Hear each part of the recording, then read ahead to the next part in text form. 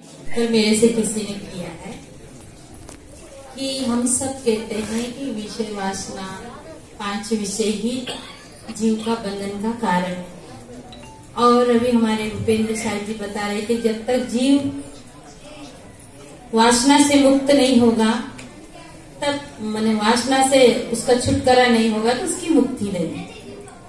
तो सभी महापुरुष इस बात को बताते हैं कि काम क्रोध ये जो विकार है, तो जिस वासना को हम वासना कहते हैं, अपवित्र कहते हैं, गंदा कहते हैं, अशुद्ध कहते हैं, उस अपवित्र वासना से पवित्र आत्मा का जन्म माने पवित्र कबीर महावीर ऐसे महान आत्मा का जन्म क्यों कैसे हो गया साहेब बंदे।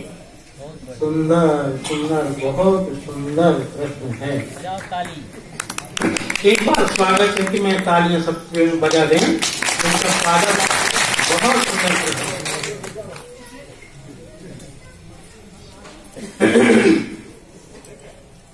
मानस में एक दोहा आता है, रामचरितमानस में। मैं थोड़ा सा 1-2 प्रमाण लेकर के चलूंगा। और विषय सरिता सरिस नारी विषय बारिश, इनसे बचत रहो सदा नहीं नाचो संकीस।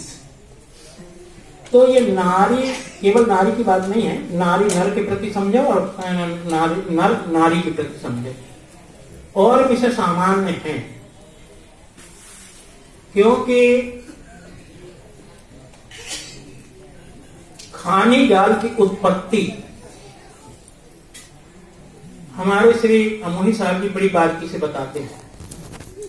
खानी जाल का बंधन जटिल क्यों बताया जाता है, इसका कारण मैं भी थोड़ा उन्हीं का सहारा लेते हुए चल रहा हूं, क्योंकि सहारा तो भाई सभी को ही लूंगा, मुझे स्वयं का अलग से कुछ नहीं है।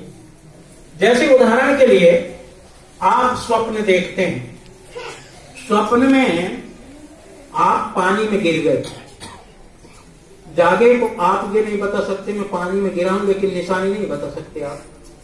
कपड़े भीगे हुए आपके, क्योंकि स्वप्न में आप पानी में गिरे हो, जागने के बाद वह पानी की कोई निशानी आपके शरीर में नहीं दिखा सकते।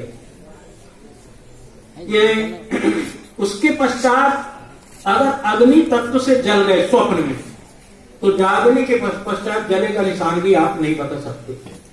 लाठी से किसी से मैं पीटा है, आप कराए रहे हो, जाग जाए तो तब भी आप उसकी निशानी नहीं बता सकते।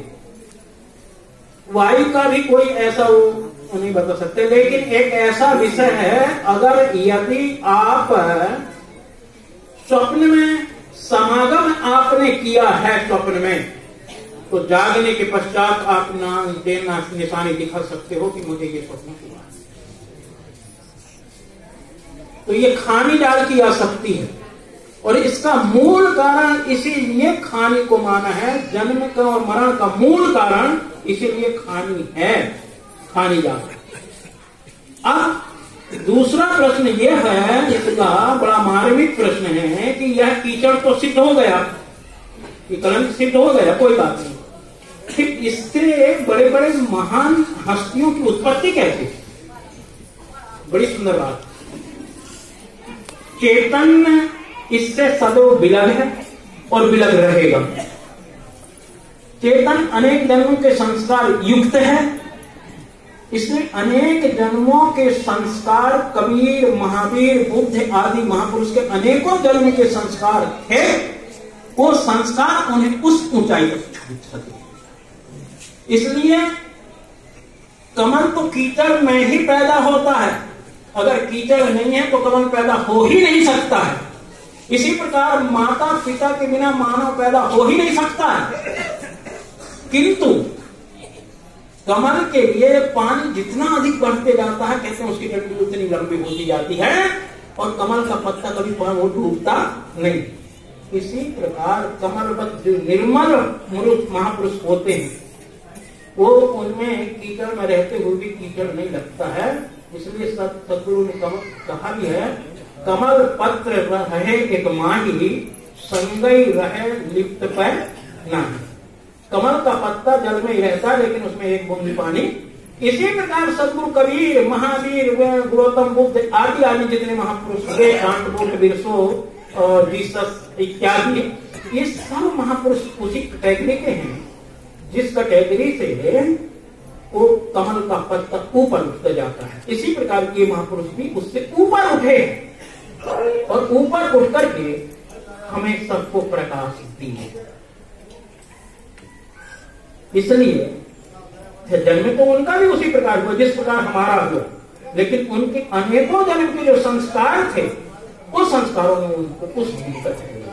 मतलब आपका कहने का मतलब है कि उनकी अवशेष वासना रह गई थी, उसके लिए उनको ये जन्म। अगर अवशेष वासना होती तो जन्म लेना ही न पड़ता। मैंने अवशेष वासना थी इसलिए उन्होंने जन्म लिया, साहेब बंदगी। ये अंतःकरण से मेरा भी समाधान था, परंतु अब मैं उनको बताऊंगा।